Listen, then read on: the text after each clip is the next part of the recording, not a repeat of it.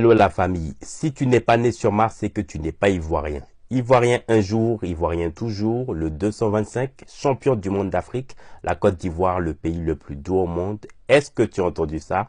Asseyez-vous tranquillement dans votre fauteuil.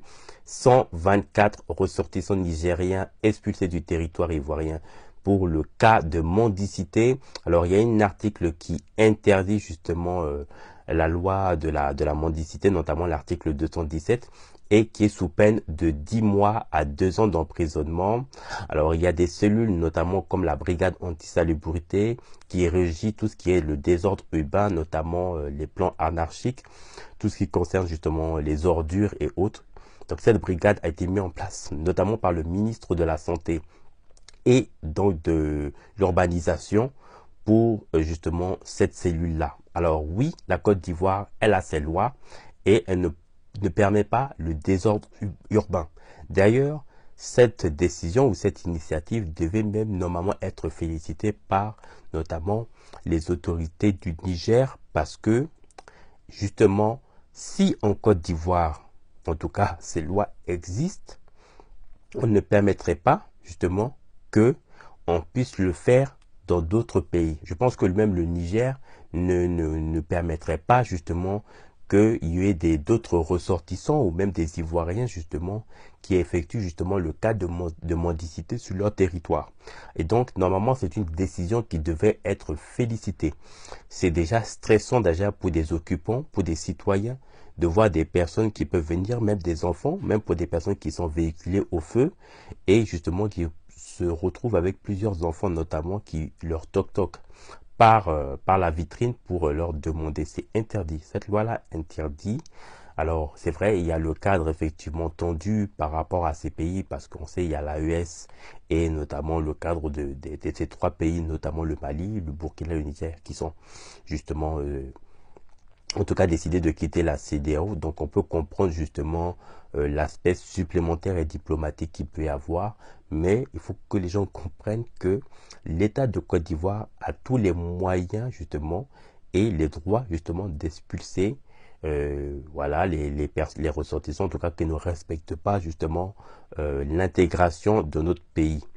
Voilà, même dans le cadre justement religieux, même chez les musulmans, on ne permet pas de la mendicité. Il y a des cadres spéciaux. Voilà, il y a des endroits qui sont faits pour cela.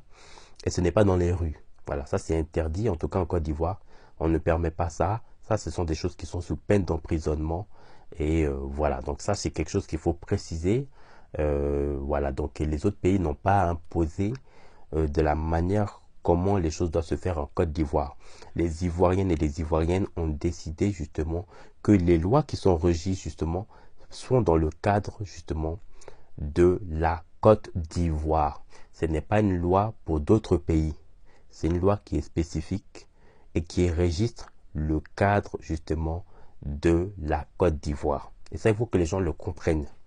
Donc ça protège d'abord les Ivoiriens, ça protège les citoyens dans leurs droits civiques, leurs limites bien sûr, mais à laquelle justement elles sont régies. Et donc c'est pas les autres pays de les imposer. D'ailleurs, pour moi, même le simple fait que comment on appelle ça, que les autorités nigériennes puissent justement dénoncer justement une acte de décision qui a été pris contre la salubrité, est-ce que ça voudrait dire que les autorités nigériennes font la promotion justement de la mendicité? Alors moi, je pense qu'à un moment donné, il faut à un moment donné élever le niveau. C'est pour cela que je le dis. C'est là où justement qu'on voit la différence justement quand on prend même au niveau de l'Afrique de l'Ouest, quand on voit le niveau du développement et même au niveau des lois, c'est là aussi qu'on voit que la Côte d'Ivoire, elle s'est vraiment dotée réellement des cadres justement qui permettent à ces pays justement l'intégration et de connaître justement ses limites. Je le dis, hein, et je vais vraiment l'atteler à le dire, toutes les ressortissants qui sont sur le territoire ivoirien et qui ont des problèmes d'intégration, ce n'est pas forcé de rester sur le territoire. Vous avez d'autres pays justement à laquelle vous pouvez vous sentir à l'aise. À partir du moment que vous décidez, que ce soit même dans le cadre justement d'effectuer des études sur un territoire, dans le cadre justement du travail ou dans le cadre même, par exemple, d'une demande de naturalisation, ça veut dire que vous avez tenu compte des registres de tout ce qui se concerne justement le pays. Donc, vous vous adaptez à l'intégration de ce pays.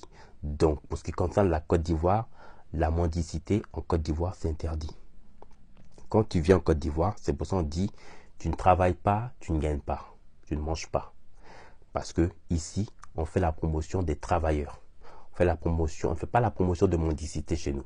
Ça, il faut que les gens le comprennent. Et c'est ce qui fait justement la différence de beaucoup de pays. Pourquoi la Côte d'Ivoire, justement, surtout en Afrique de l'Ouest, pourquoi la Côte d'Ivoire, elle est vraiment au-dessus. Vous voyez? Et ça, c'est les gens, il faut qu'ils le mettent ça, qu'ils intègrent cela, qu'aujourd'hui, les choses ont beaucoup changé et on va vraiment être vraiment rigoureux par rapport à cela. Donc, surtout, n'oubliez pas de vous abonner, de liker et de laisser un commentaire en bas de ma vidéo. À très vite.